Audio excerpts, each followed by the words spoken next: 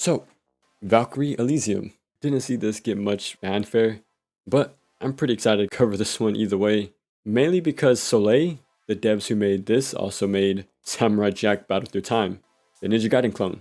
So to have some ex-Team Ninja devs making an action RPG, I just had to check it out for myself. Because when the current Team Ninja devs made action RPG, we got Neo. So yeah, I'm looking forward to this. But first, this is Combat Overview. In this series, I go over the general controls to the game's main mechanic or mechanics, who or what we use those tools on, and then seeing how it all comes together. Bit more in depth, but that's what we do. So let's begin. Square would do our base attack, having its own little combo. Triangle isn't a heavy attack, but instead does this sort of stinger, a lunge attack pretty much. Now there are chains between the two. We have this kick to do a launcher, a quick swipe to get in and get out, this multi-slash combo, and the final one ending with a powerful strike. So different enders for different uses, and we actually have multiple weapons to use, like spears, javelins, rapiers, and other swords. They all have their little differences. One even has this prop shredder thing going on. The other weapons are decent enough, but honestly the starting sword is easily the best weapon from my experience since it's just so well rounded. It has the speed, range, and damage. The other weapons are kind of too slow to even use, and you're going to see how that gets a bit bad later on. All you need to know for now is the game does have a heavier feel to it. Also, an L2 is this soul chain. It'll bring you towards an enemy, even in the air as well. So after that launcher we just saw, we can follow that up, or if you need to get back to the ground faster. Just a solid tool to keep things going.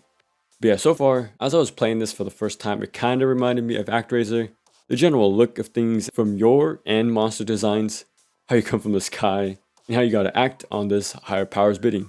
You even help spirits with their last wishes, doing little tasks which you get some pretty useful rewards for these side quests, like permanent meter upgrades for health or magic.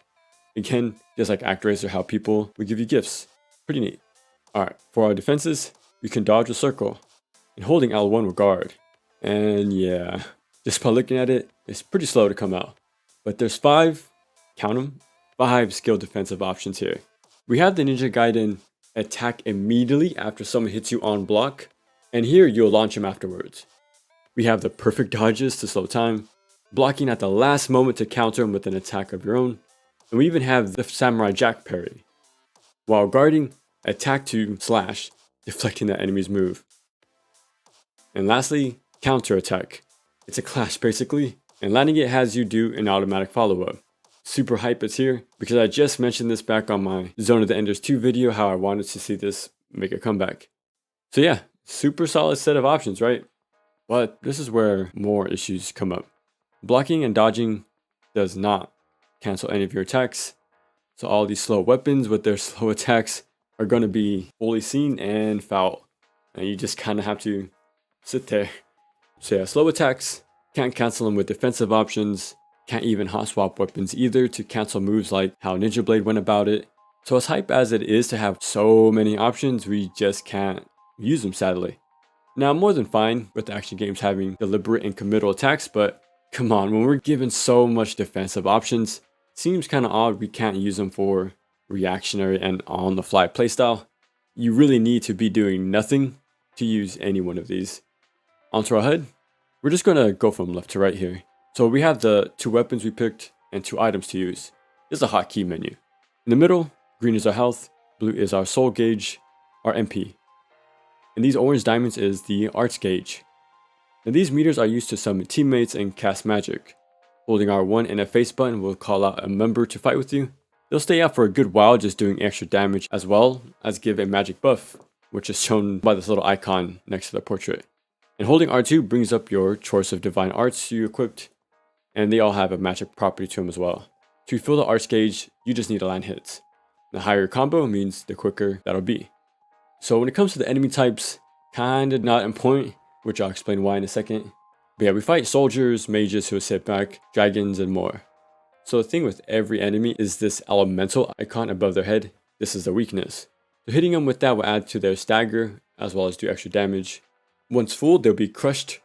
If you hit them one more time with that weakness, they'll be stunned, extending that stun time and letting you deal extra damage.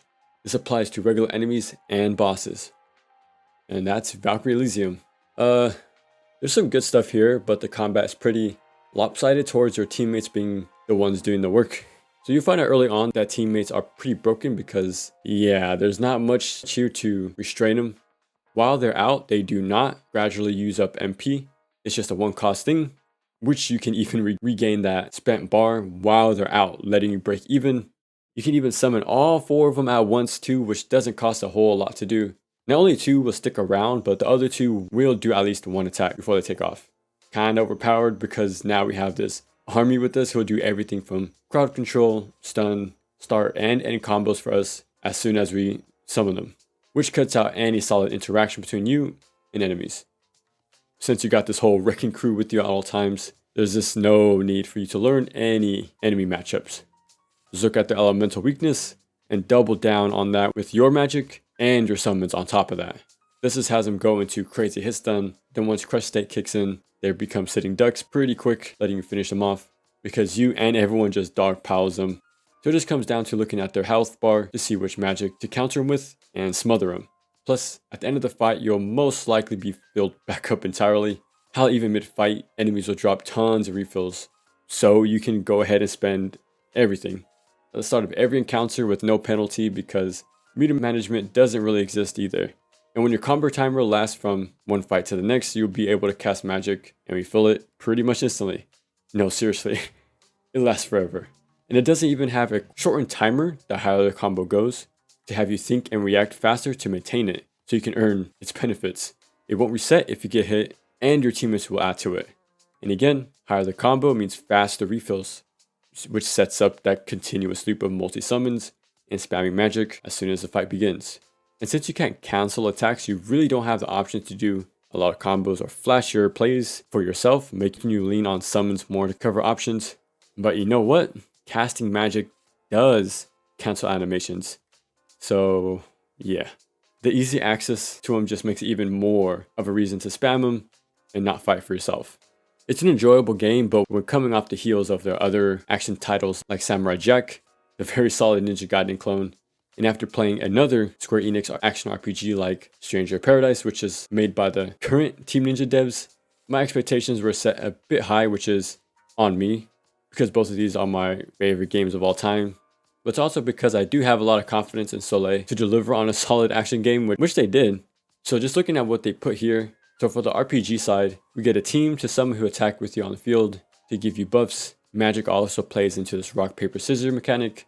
Weapon attack properties, which leads into enemy type weaknesses. Can upgrade weapons to open up options for more moves. The proficiency level up system for each weapon, which opens up rune slots to put little passive buffs and more skills to unlock in the skill tree, which gives pretty straightforward number buffs, but there is some solid defensive mechanics in there. Just a lot of ways you're going to level up constantly no matter what you do. And on the action side, we have the multiple weapons with different feel, giving some variety. We have glory kills, mission ratings. We have the Ninja Gaiden mechanic of absorbing orbs to do ultimate techniques. Got the rival to fight along the way, who is too damn cool. We're given a training room that's updated with new enemy types to practice against or to set up custom fights of your own. Then free post-game content giving us Bloody Palace, and even an extra campaign to play as the rival, who has similar options but has their own playstyle to learn. So there's a lot of content for both the action and RPG side of the game. And I like the art direction with the character designs, the enemies look great, and again, just a huge ActRaiser feel to it, which is nice. There's some great stuff here, but just the combat needs some retuning. It has what I liked so much about Samurai Jack, and then some, but it just couldn't nail the group aspect to make sure everything was in check. Still, a fun game. Got myself a 3D ActRaiser while playing a new Soleil game, which was pretty cool. Just a bit mashy.